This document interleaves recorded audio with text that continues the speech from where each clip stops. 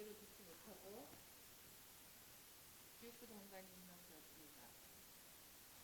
박순애 장관은 의혹에 대한 질문마다 국회에서 설명하겠다고 답할 뿐 마치 아무 일도 없는 것처럼 장관직을 수행하고 있습니다.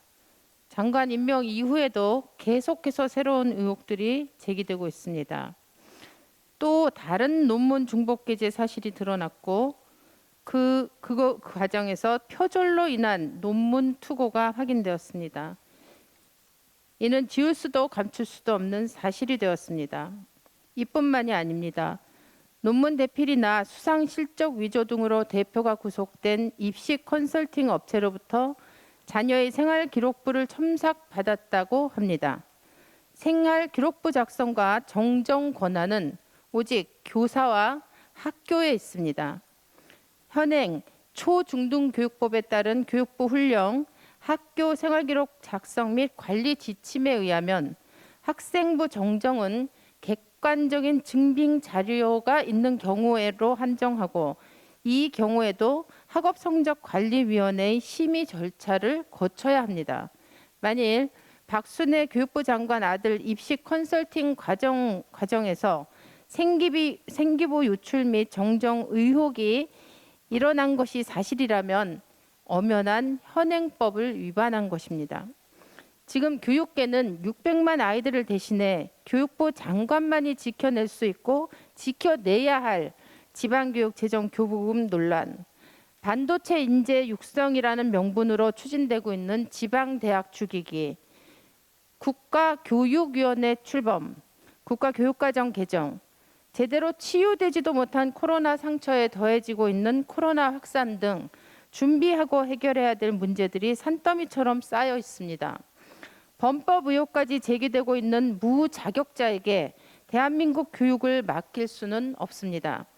더 이상 사태를 악화시키지 말고 윤석열 대통령은 박순애 교육부 장관 임명을 철회하십시오.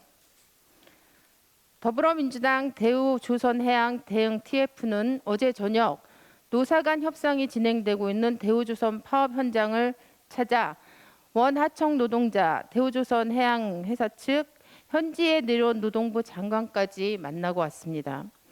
50일째 지속된 파업을 해결하기 위해 대우조선 하청 노동자들은 임금 원상 회복도 노조활동 인정 요구도 사실상 거의 대부분 양보하였습니다. 그럼에도 불구하고 사측이 주장하는 8천억이라는 파업 손실에 대한 민형사상 책임 문제가 제기되어 협상은 다시 원점으로 돌아간 상태입니다.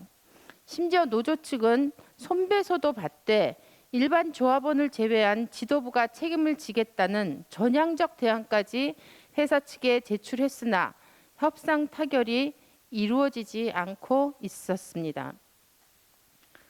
최근 일주일 사이에 노사 간 대화를 통한 협상 타결 흐름이 조성되어 왔는데 연 이틀 이어진 대통령 강경 발언 이후 분위기가 달라지고 있습니다.